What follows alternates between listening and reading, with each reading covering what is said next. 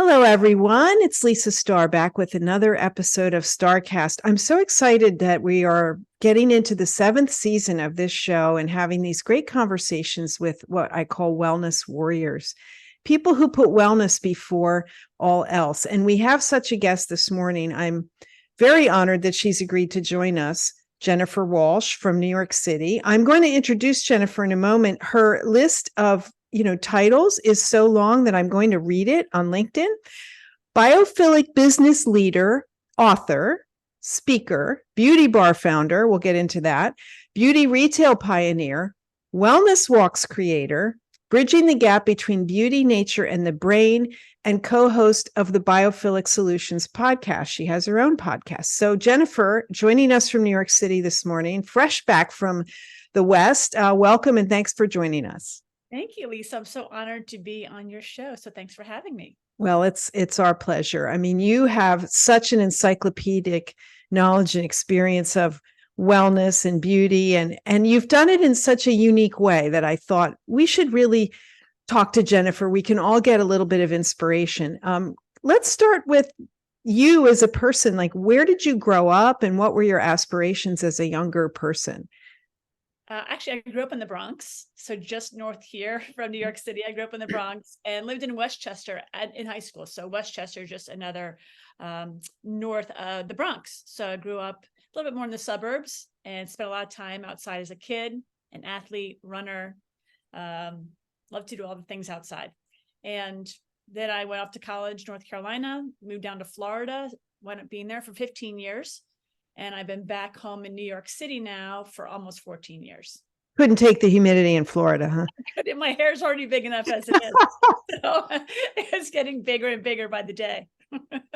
So what did you do for work like early on? Like what did you, if you were a 25-year-old Jennifer and I asked you what your career was going to be, what did you answer at that time? My answer would have been, I wish I knew, because by the time I was 25, I was actually working, I believe, at Merrill Lynch. So I had a few other jobs before that, worked in retail in my early 20s. I worked in radio, but always on the side, I was doing makeup artistry. So even at Merrill Lynch, even at other jobs I was having, I was doing a lot of makeup, trying to learn the skills of the makeup artist. My mom was a makeup artist, but I wanted to know what it was like to work on set. So I would work when I walked as an intern, I would just work for free. Every chance I got for movie productions, TV productions, anything that was shooting models or people or talent that I could learn what it was like to be on set, to be a makeup artist. That is so exciting. We share that. I started as a makeup artist also. And I didn't know that. Same thing. I worked in a department store doing makeup because, you need to practice on people and no one else. I worked at nights. I sold real estate in the day. This isn't about me, it's supposed to be about me, but I had to share this. And at night I worked in the mall, like doing makeup. And I was the only person that would do makeup at night. So all the counters would send their people to me. And, that was how I got practice. So you do what you have to do, right? Free or not. 100%. I mean, I'm still friends with a lot of those people today that gave me my start when I was 25 years old to just be on set and learn, and just threw me to the wolves. And I was cleaning floors and carrying coffee, and I didn't care. I just wanted to be there just to witness what was happening around me. So did you go into working full time as a makeup artist, I'm guessing, after that? So I left my corporate job, much to the dismay of my family in my 20s. And back then, this is like the 90s, when there weren't a lot of, I should say, like a lot of women founders I knew of, but I knew I wanted to start my own business in beauty, and my parents thought I was crazy. So I left my corporate job and started making makeup for people. So I was going house to house and making lipsticks, foundation, powder. Wait, just from doing makeup, you learned how to make makeup? So there were these programs back in the day in the 90s that you can learn how to mix your own makeup and match it to skin type. So that's what I was doing. And plus my mother was already in this space. So I kind of learned a lot from her when I was growing up, even though I was much more of a, back in the day, said outdoorsy person, or a tomboy, if you will. And I wasn't really into makeup. I wasn't a beauty girl when I was younger. So I just learned from my mom, and I loved artistry. So I really got started to do this makeup from doorstep to doorstep. And it was fun. People would just call me.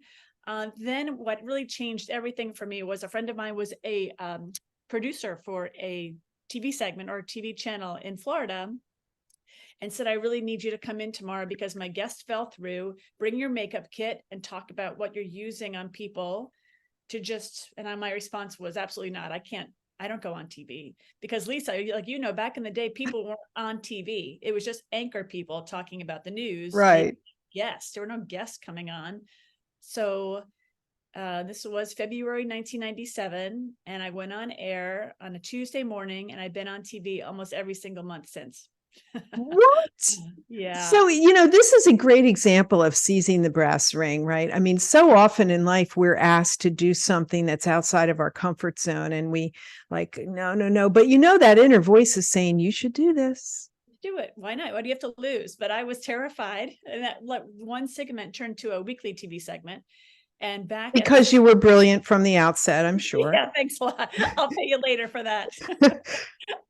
It was just an interesting time because at this point in time, there were first of all, there's no one talking about beauty on TV yet, and you couldn't find these products yet. They weren't widely sold. Like, let's say Bobbi Brown, Trish McEvoy, Stila, NARS, La Mer, Kiehl's Fresh. They weren't on TV. You could see some of these things in the magazines, but you couldn't find them anywhere to really purchase. So, and this time the department stores really only selling Chanel, Clarins, Lauder, Lancome. So there are only a few, like a handful of products that the department stores were selling. So now I had this TV segment for a few months every week. And I thought, well, wouldn't it be interesting if I could take TV as an educational tool and then open a store, make that the sales channel? And I called Christina Carlino, who started Philosophy, and all these other brand founders. I said, so I've got this idea. I have this TV segment. Why don't I do that and just open a store and sell your products? And almost everyone said, yes, go ahead. Because this is the pre-Sephora and pre-Ulta days. So I had to learn as I went along. I didn't have training manuals really at that time. So I had to kind of make training manuals up myself. I watched QVC to learn how to educate people on philosophy, because I didn't know all the stories behind philosophy or how. So I had to watch to learn these videos on how to educate other people. To be clear for listeners, we're talking about Philosophy, the brand of, body products, not the concept. No, not the concept. Right. So that was the early days. That was really the early days. So I started my business called Beauty Bar back then, and I grew it until I sold it in 2010. So you started a physical store. We didn't really have e-commerce at that time. So Jennifer, I'm just amazed. Like, you went on TV once and they said, hey, sign her up for every week. And you talked about beauty and talked about beauty, grooming, wellness, grooming, hair, body for babies, men, women. Wow. Everyone. And it was an interesting time because men didn't have a lot of men's skincare products. So I created a little area in my store for men's skincare, which was back in, even 2001, it was only maybe 2 or 3 brands that were selling to men. And Lisa, everyone I talked to, when I started this idea of Beauty Bar, everyone told me not to quit my day job. That is the dumbest idea anyone ever heard, that no one would ever leave a department store to go shopping for unheard of brands in an unheard of store. Amazing. I was kicked down a lot, and that made me want to do it even more. I said, really? Okay, well, I'm going to show you. Where did you open the first store? It was in Florida. So all my locations were actually in Florida. But I also wanted to make it was the antithesis of the mall. I didn't want to be in a department store. I hated that cold setting. So I created this space. And the light was always so bad in the department store. Oh, the light was always so terrible. And being the makeup artist, I knew I needed some healthy light to come in. And I found this beautiful space. And the space became this hub for people to, first of all, it was green. It had wood features. It had lots of plants and lots of light across the street from the ocean. I wanted to make it something that was never done before. And I had never seen a store created like this before. So I had all these experts coming in saying, we see that you're getting a lot of traction, but you're doing it all wrong. You're putting way too much emphasis on the space, which I found fascinating, because everyone kept saying, well, this is a beauty store. You should have chandeliers and you should have pink walls and everything. Right. No, I want the store for everyone, from anyone and everyone who wants to come in and have a seat at the table just to enjoy and relax and be, and you don't have to shop every day, but just come in and visit. I want to create like a home. That's such a concept. I was thinking about when Origins started opening their stores, and they sort of had that idea with the couch, right? Like a place where you could just come be. And that was also a new concept, but you predated that. I mean, did you get investors? Like, how did you manage to pull this together? I had $30,000 in savings from my time at Merrill Lynch that I had invested in mutual funds and such. So no, I had a very few dollars in the bank. And Lisa, I was pulling furniture out of my house to put as Love it. units. So I was like, I got to save money and just use it to bring the products in. And I was getting wood from Home Depot and having my dad and his friends and my mom, everyone helped put the thing together. That's so cool that it's such a group effort. So the first store opened in 2000?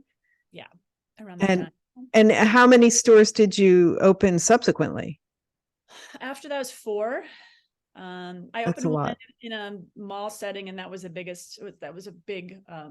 mistake for me.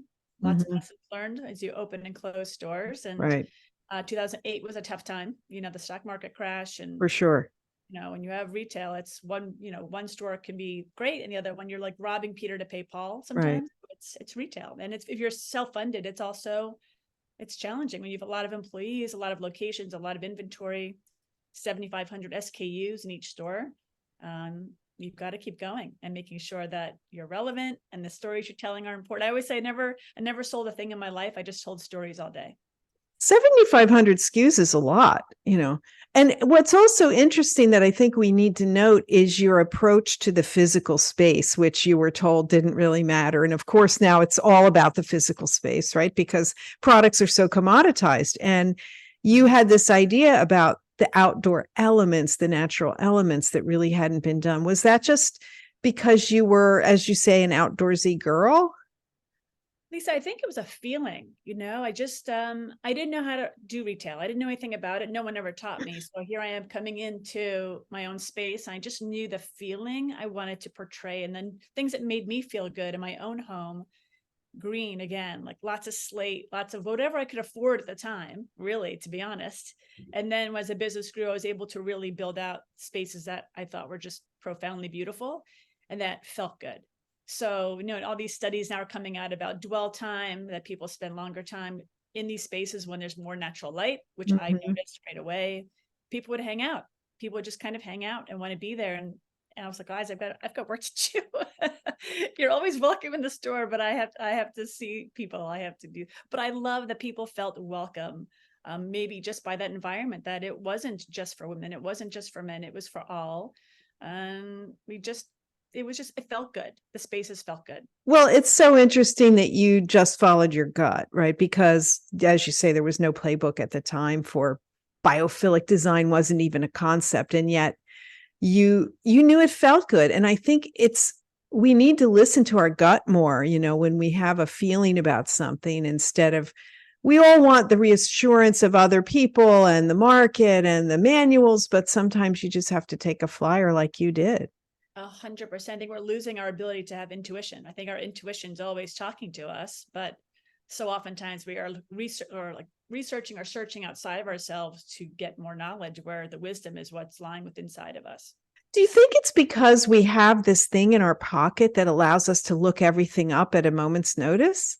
Oh yeah, 100%. I think not that we become lazy, but we don't have to seek wisdom anymore. We just want to seek knowledge and data versus the internal wisdom that we all have, but we push that off to something else or someone else or machines.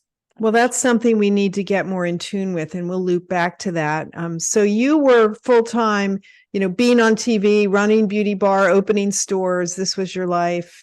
When did you decide to pivot away from that? Lots of things happened in 2008, 2009 financially. For many people. And to my business. And I had to sell the company due to some issues with my CFO, having to find out that bills weren't being paid. Oh, that's terrible. It was a really, really tumultuous time for me. So I sold the business in 2009 to a company called Quidsi. Quidsi owned diapers.com and started soap.com. and bought me out in 2010. And then that was flipped to Amazon later that year. Mm. So then I was a year-long contract with them. I then went overseas and worked for a company called Rituals, which is bath. Oh, I know Rituals. I love their mascara. I love everything about them. They're a wonderful company, great group of people. So it's Spanish? They're Dutch. Dutch, okay. Yeah, Dutch. Based out of Amsterdam, that's where their headquarters is. And I worked with them for a year to help build up their U.S. infrastructure here. Then I started another company called Pride and Glory, which is a bath and body care line for the college market. And let's see, after that, I did a few more things. So I've been doing TV all along. I've been writing all along, but always trying to create new. I like to create. I always like to create new products. You're a serial creator. Yeah, I guess so. That's something I love. I always feel the best when I'm creating something new. And then you'll appreciate this, around 2016, I think that's when Facebook Live came out. And I've already been doing TV, and I really love interviewing people, and I want more time than I did get on TV. So I thought, well, it'd be fun to kind of use Facebook Live, interview my friends who are CEOs or innovators or creators and what they're doing, but while walking in Central Park, which is pretty much my backyard. It's like 3 or 4 blocks away. So why the walking in Central Park? Well, I wanted to talk about what it meant to be a healthy leader. And I always felt like being outside was a part of my own leadership style for my entire life. I'd always have my business a part of fun runs and group walks and outdoor activities and anything that we could possibly do outside. I always felt like that was a part of my life. So, and people know that I love to walk and run in Central Park. So I thought it would be fun to kind of hit home the message of what it means to be healthy while we're actually walking outside, because I think that's so healthy. So you had a film crew like walking with you? Yeah, walking backwards. Walking backwards in front of you, just like at the college tours. Yeah, exactly. And it's so not easy to do. So I always felt so bad for the videographers. But what was interesting to find out that every person I interviewed, every single person, Lisa, said, wow, this feels so good. I never get outside. Interesting. It shocked me that every single person, like, wow, this is such an interesting new way and different way. I love this. This felt so good. A nice break in my day. I'm outside. I'm getting a walk in. And I thought, wow, that's so interesting that no one's going outside. Because in New York City, I know people just get up, they go to the gym, they go to work, they come home, and then they're like inside. And it's, like anywhere else, people are just commuting to work. Mm-hmm. And so I kept doing the video series. But the more I talked to people, the more I said, there's something to this. There's something deeper here. So by 2017, I started deep diving into research and reading everything I get my hands on. You should see my book collection on nature and nature exposure, and didn't know that there was really something there. And that's when everything changed, and it changed the trajectory of my life, really. So you're reading these books made you say, wait, it's not the chats I'm having, it's the setting, right? I'm outside. And that's pushing buttons for people. Yes. I can make this into something.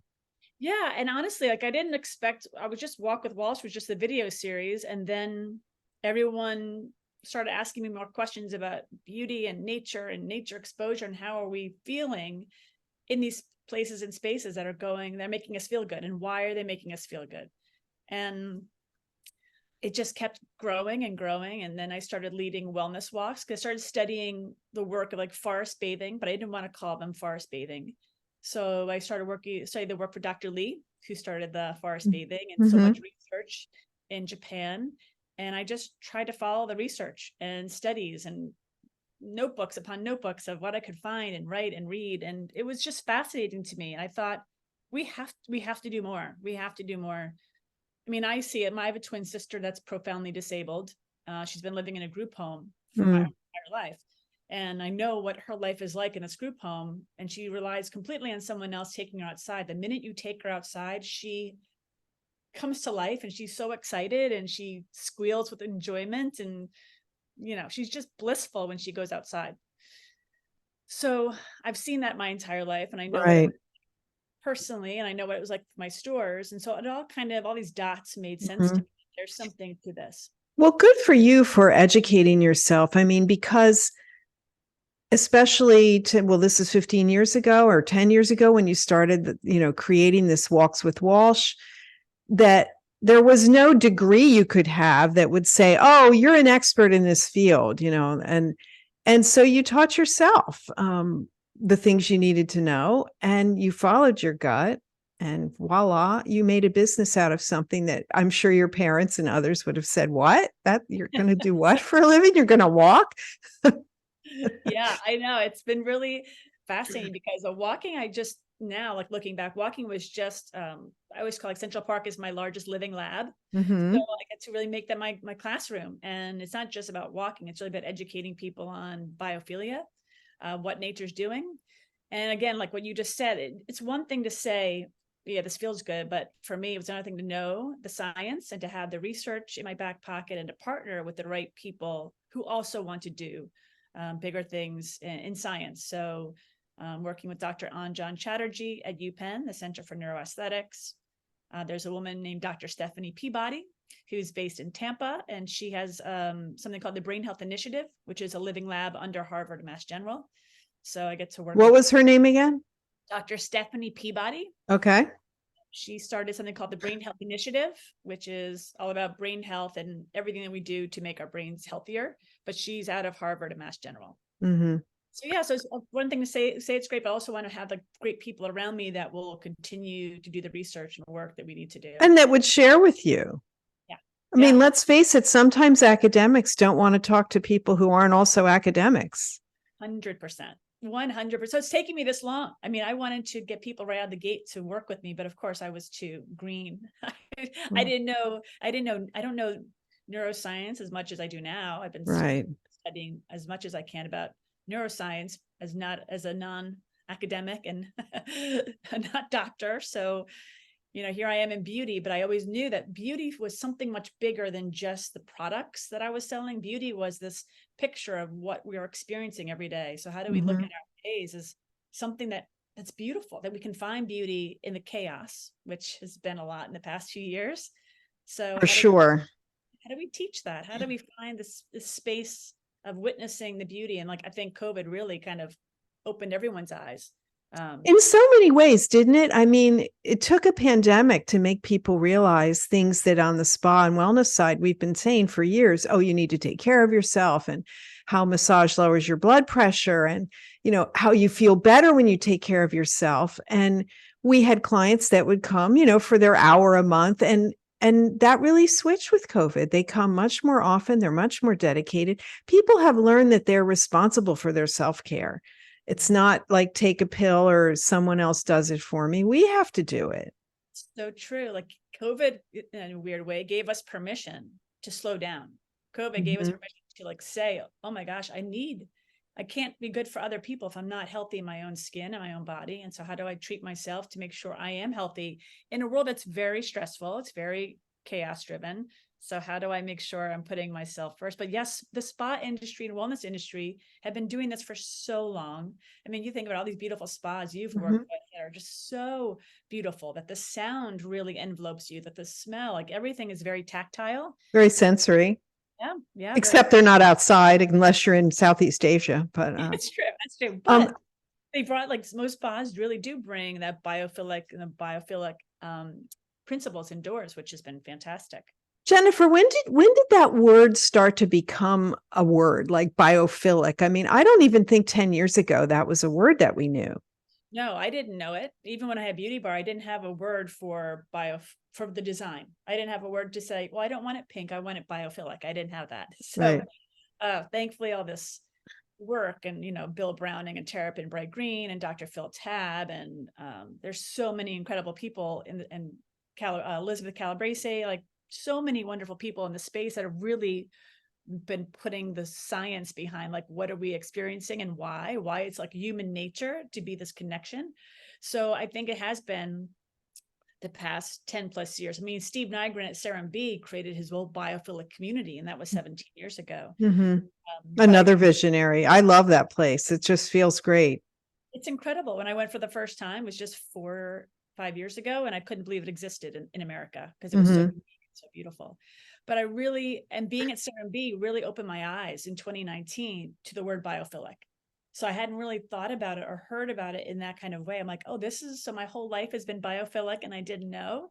So Steve Nygren was really the person who opened my eyes to it. And then of course, more reading and studies with Terrapin Bright Green and Dr. Phil Tabb and so many others in sacred geometry, and that have really kind of shined a light on that impact on human health. And then meeting Dr. Anjan Chatterjee in 2018, who's also been studying the biophilic spaces. So I said, oh, well, here you are doing exactly what I've been doing my whole life. So it was kind of this perfect place and space to dive deeper into what biophilia and biophilic really means.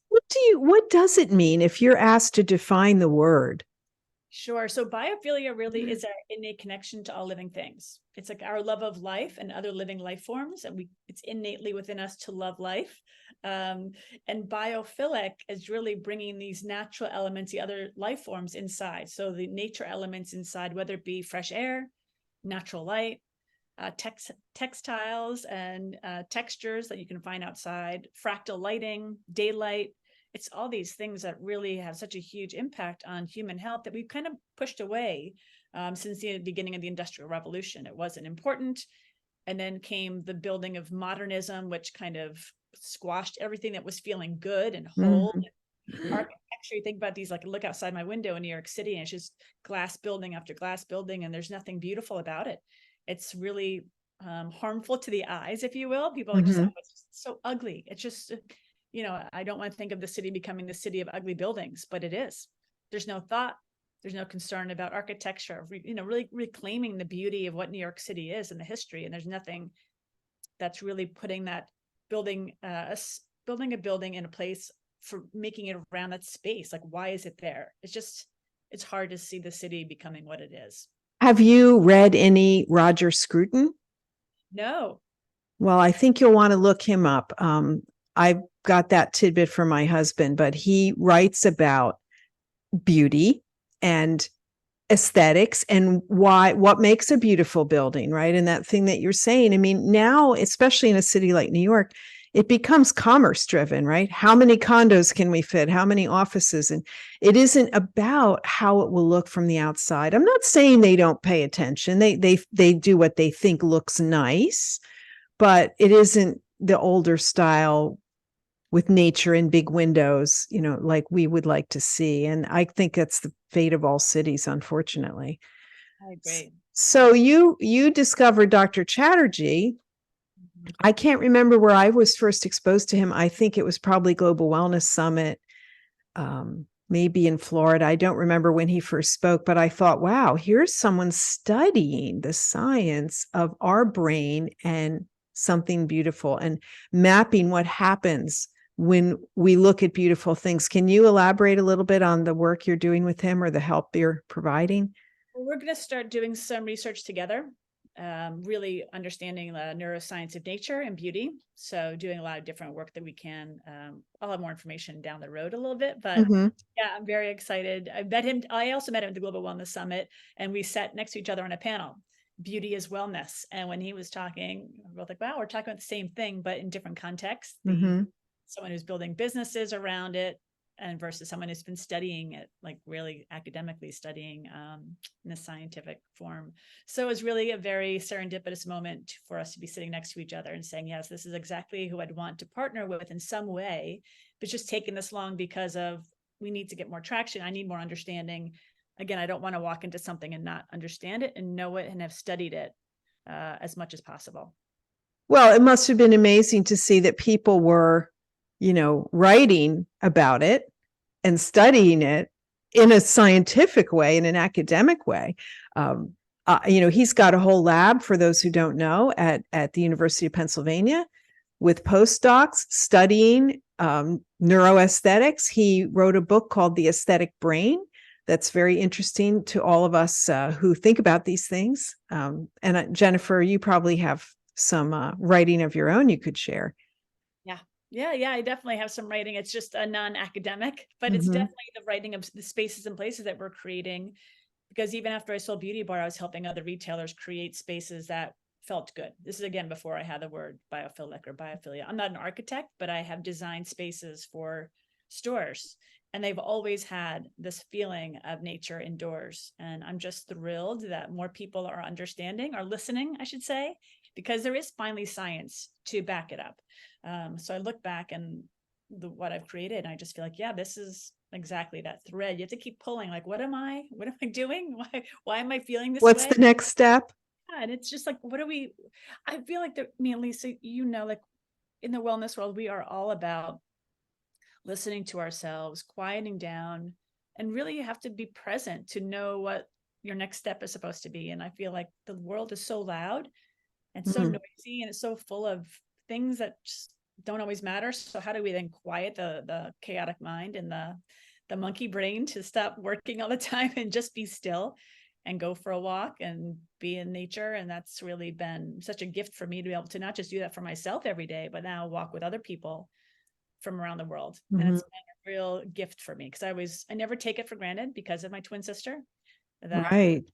walking is a gift that we often overlook. If we just like open our eyes a little bit and say, wow, this is a gift. I get to walk and see things around me and hear. And oftentimes I always beg people to take your earbuds out because we're Mhm. losing the ability to have our senses. Our senses are disappearing because we're not using them. So I've had that same epiphany, which came in COVID, about walking. I may have said this before, but I never walked anywhere. And, I live in the suburbs, and I mean, I might walk my dog around the block, kind of thing, but I never went out intentionally for walking until COVID. And I started walking. I started listening to podcasts, going out early Sunday morning and walking for 2-3 hours, going far from my home, walking 6, 7, 8, 9 miles. And I really loved it. And guess what? You get home and you'd be sweaty. It is a workout. Not maybe for 15 minutes, but if you do it long enough. And I just thought, this is really cool, walking in this. So I was more able to identify with your Walking with Walsh. Tell us a little bit about what goes on in that program. So I lead these wellness walks in Central Park a lot. Primarily, that's because that's where my office is, I say. And these wellness walks are just mindfulness walks. So it's really an ability to get people out of their four walls in our apartments and our offices, and just get to Central Park and put the technology away. We can take photos, but I just try and teach people about what's happening to our brains when we are hearing bird song. Like, what does the air feel like on your skin? What are you smelling? Again, I'm trying to activate people's senses, because so oftentimes we're not activating our senses, Mm-hmm. especially in cities like New York. And being aware of how your body feels when you're moving over different, whether it be the grass, whether it be leaves, do you hear the crunching of the sound? So it's just tuning back into our bodies. And while we're walking, I also talk about biophilic design. I talk about biophilia, talk about the expansiveness of like why we love to look out expensive places, why the beach feels good, what's happening when we're around water. So I kind of do a lot of lessons while we're walking. So How does one sign up for a walk with you? it's different depending on a company, whether it be, I do a lot of hotel groups, I do corporate clients, I do individuals, I do a lot of brand activations. So a lot of wellness brands, whether it be a shoe client or some kind of tech company, they want to do an activation outside. They usually call me. I just did something with a huge global group, and we did 200. There are 200 people present for the party outside. Wow. Talked within like half-hour intervals with 200 people. So broke it up into like 30 to 40 people per walk. So yeah, it's different. Everyone reaches out in different ways of how they want to get outside. And again, like a lot of the hotel groups will bring me on to talk about, mindfulness, one thing, but also what's happening. The nature on the brain is really important to me. I really want everyone to learn about it because I think it's so important. So we put it away for so long. So you've gotten some amazing press. I mean, it's easy to see that you've been in the New York Times, Entrepreneur Magazine, Reader's Digest. I'm just looking at some things on LinkedIn, numerous other publications. What do you think is the driving force behind that? What do they think that consumers want to hear from someone like you? That's a great question. I think, well, I'm just excited that people are interested. Mm-hmm. Sure. I think wellness is of course, we know because we're in the space, such a huge topic. So how do we think about, it doesn't have to cost a lot of money. I mean, Mm-hmm. I think that's the one thing about wellness is I try and teach that you don't have to have a fortune It's not just for the 1%, right? not just for the 1%. I mean, we can talk about like me living in a tent every summer. Like I live so minimally in my New York City apartment, of course, it's different, but I know how it's like to live very minimally. And Well, I wanted to get into that. Tell us about the tent. Like, where did that come from?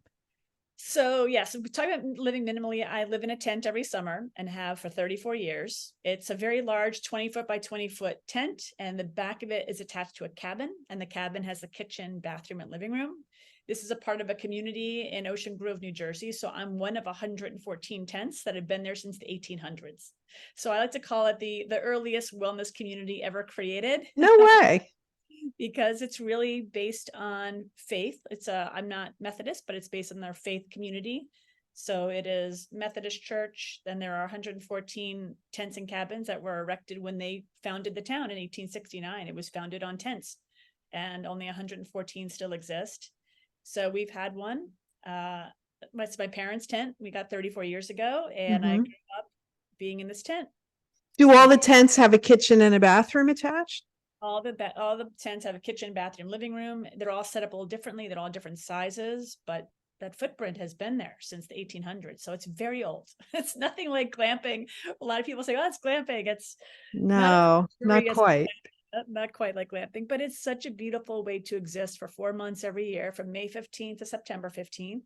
Again, it's an ocean town, so we're 2 blocks off the ocean. Main Street is a few blocks, so you don't need a car. I can walk everywhere. Do you own the land that the tent is on? Oh, no, we don't. So the Camp Meeting Association is the people that own the town. They own the tent community. It's like signing a lease every year. Okay. So you sign your lease, and if you no longer want it, then it gets on the wait list. There's a 12-year wait list for a tent. A 12-year wait list. Yeah, there's a 12, and you can't rent it. You can't Airbnb it. It's for just the families that want to be there. Sign your lease saying you're going to be there, and there's no renting, there's no Airbnb. So there's no air conditioning, right? I was just going to say, I mean, there is some air conditioning in the cabin.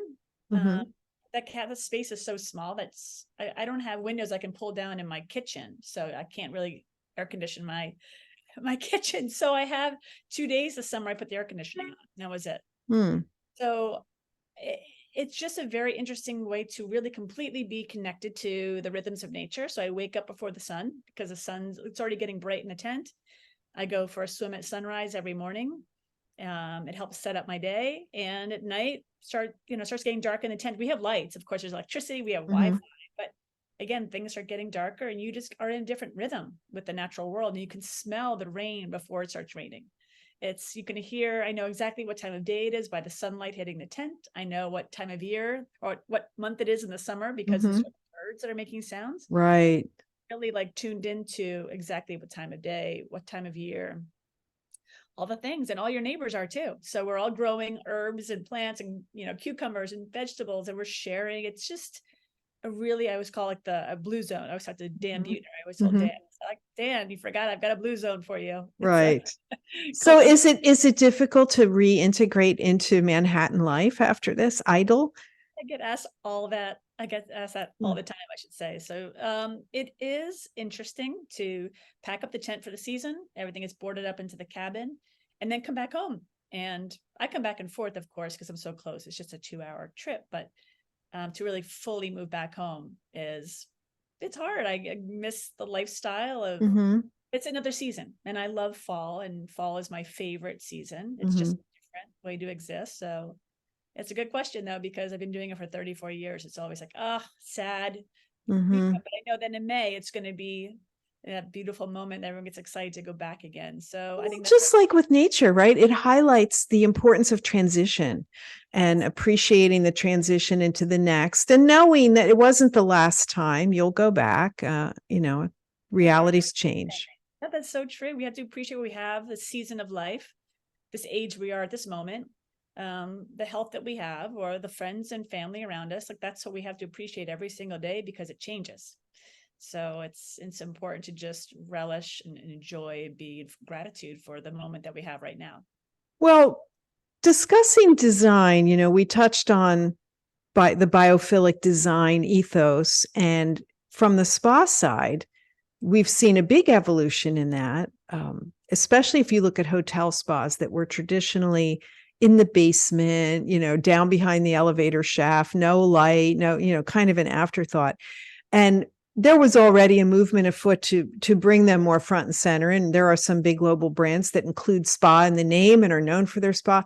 But again, the pandemic and the need for fresh air really is driving spa design now and bringing it upstairs and having access to air and fresh spaces and bringing in nature.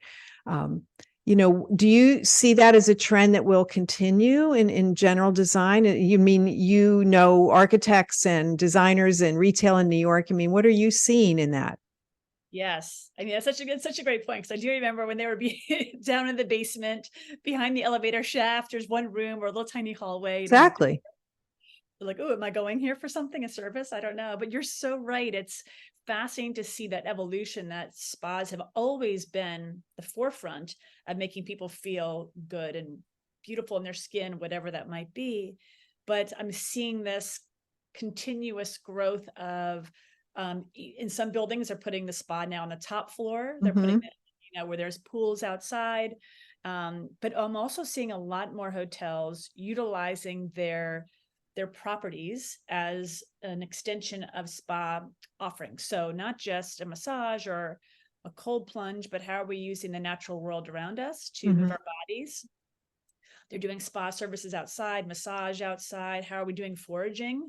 How are we touching the dirt, like getting dirty for good health? So having people pick pine cones and make these, cute DIY things on the property to bring home, like little kids. So scavenger hunts, those little things as well, to really educate like what's going on in your community in that town, but also make it wellness. So how are you making it, like, again, teachable moments about what's healthy and what's not, and integrating the local community and the local landscape has really been really interesting to witness how that's really transforming people.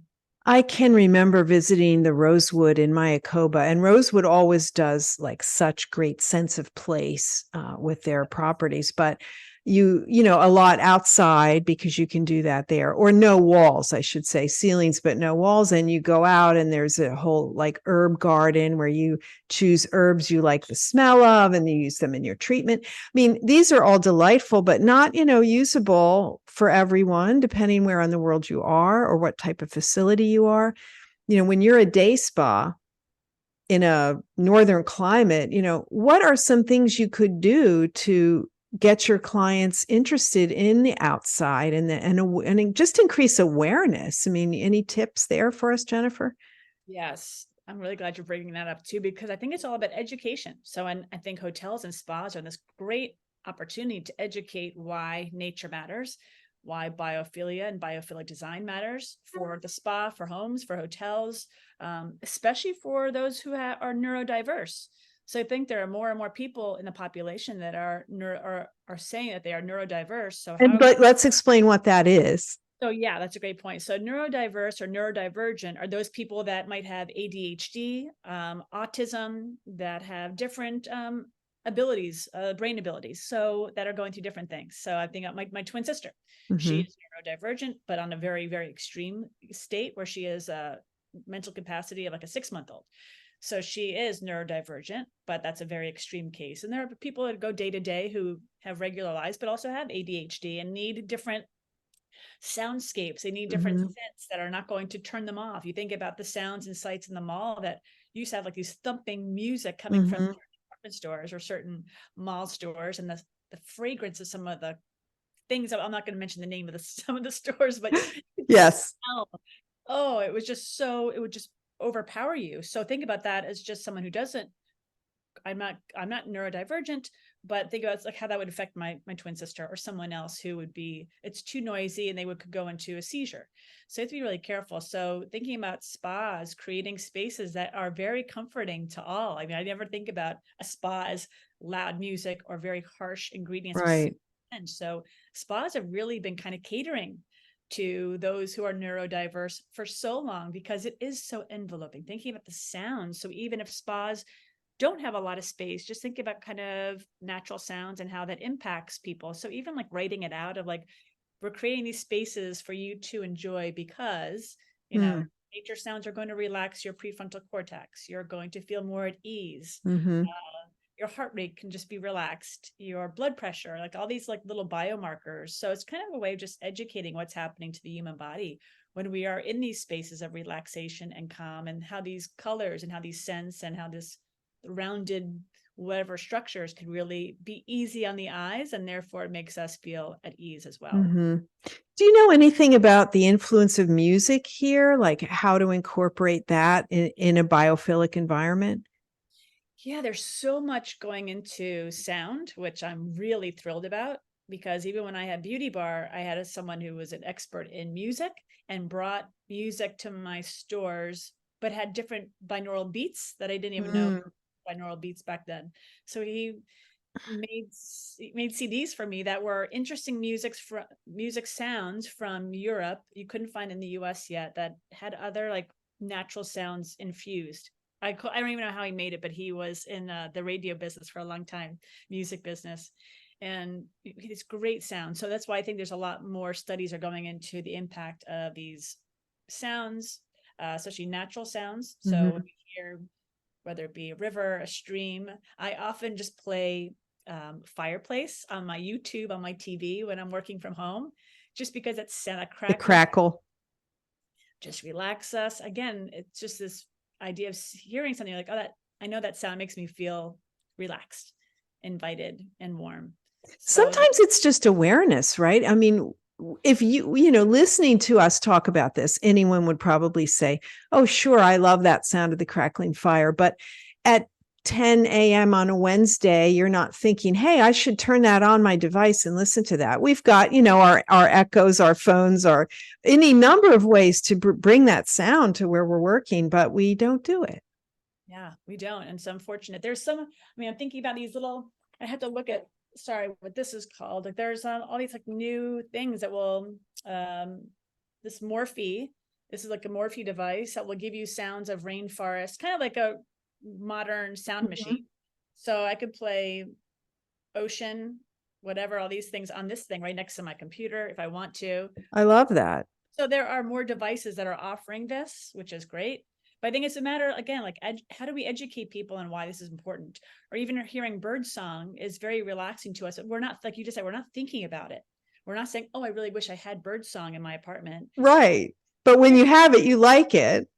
Yeah, it's so true. It's so true. So it's like little tiny things that we're not actively thinking about, but it's always in our subconscious of like, oh yeah, this is, or I like the sight of wood. Oh, wood, that looks pretty. I like that. It makes me feel warm and comforted. You think about, just like you just said, I was out west and thinking all these like lodges and hotels that are just all about the space that they're in and really have the fireplace going. They have this beautiful, beautiful wood that's of that region. And it's just, it makes you feel very welcome because it's not from somewhere else. You're not, Right. it's not a foreign place being plopped into a mountainside. It's really taking part of like what that community is all about. Well, that's the great opportunity of travel, right? Is to get into a space and just experience it at the ground level. It's not just going to the museums. I like when I'm in a foreign city or place to go to the drugstore, the food market, walk the streets, like see exactly what life is like. And some are more in nature and some are less, but that's how you get the essence of a place, right? Yes. So true. So true. So you've got a podcast as well. Could you tell us a little bit about how that started? It's called Biophilic Solutions, and I believe you have a co-host. Thank you so much for bringing that up. Yes, like you, I have a podcast and I love it. We started it during the pandemic. So we started it early 2021. Actually, it's because I was filming my Walk with Walsh video series, and we were about to do our next season in April 2020.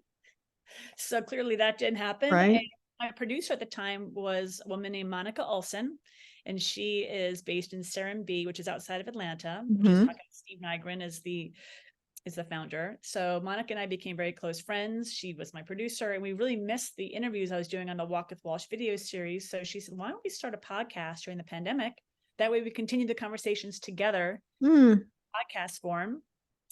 And it's all Biophilic Solutions. Nature has the answer. So we're interviewing authors, beauty founders, fashion, food, hotels, spa. Everything you can think of. That's all reconnecting us to nature.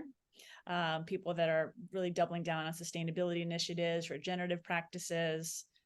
I mean, you name it, we're talking about city planning, green roofs, timber, people that are using kelp for ingredients for fashion. We just had these really young women in their 20s that are creating new fabrics out of kelp. And it's really fascinating. So that you get to talk to really interesting people that are doing phenomenal work that just opens your eyes to a whole new world. That's so awesome that you're doing that. I hope listeners of this will listen to that as well. I mean, there's so much great podcast content out there. There really is. Like yours, I get to learn more about the spa industry every day. So thank you. Well, we do our bits, right? So my last question for you as the serial entrepreneur, what's next for Jennifer Walsh? Like what do you see in the future? What will you be doing in 5 years? Well, I'm launching something new. Okay. I have another book I'm working on right now, but I did have a book come out during COVID that I did in partnership with Prevention Magazine called Walk Your Way Calm. So that was kind of nice to come out during the COVID era. Perfect timing. But I have a new platform. It's launching this week, actually. Wow. It's called Lab, L-A-B-H, which is Lost Art of Being Human. I love that. Thank you. Thanks. So it's really connecting people, products, places, and spaces that are reconnecting us to ourselves through the lens of beauty and nature. So I feel like the more technology we're going down towards, the more human we need to understand, like what makes us human, and conversation, collective gathering, and sharing stories are really what makes the human human. So what is Lab, a place, or is it online, or is it a consulting concept? How does it manifest itself? The Lab is basically, it's a content website, it's a media website, but also we'll showcase ways that we can work together. So creating because I've been doing everything under the Walk with Walsh name, but a really Lost Art of Being Human, Lab, L-A-B-H, makes it feel a little bit more together. That's so clever. Thank you. Every conversation I've been having the past year, everyone has been talking about humanity and what it means to be human. And I just keep thinking, the more I've been studying AI and trying to learn what's going on, how do I utilize it? How do I maximize it? But also be very careful of what's happening out there. So I want to gather more people around the fireplace and have deeper conversations and let people know that they're not alone, because the world is getting lonely. And I always say we're not alone if we take walks in nature. So keep walking outside and you'll find a way and a path to keep going forward and learn new things and listen to your intuition. But I'm excited about Lost Art of Being Human. I'm going to have the nonprofit arm to do some research, hopefully with Dr. Anjan shortly. So there's a lot of exciting things. Good for you, Jennifer. Wow. So listeners, please check out, is it labh.com? It's Lost Art of Being Human. Yep. So spell it all out, lostartofbeinghuman.com, and the Biophilic Solutions Podcast. Thanks again, Jennifer Walsh, who has so much great information to share and inspiration for our listeners. Thank you so much for taking the time, and I hope you have a great, enjoyable fall.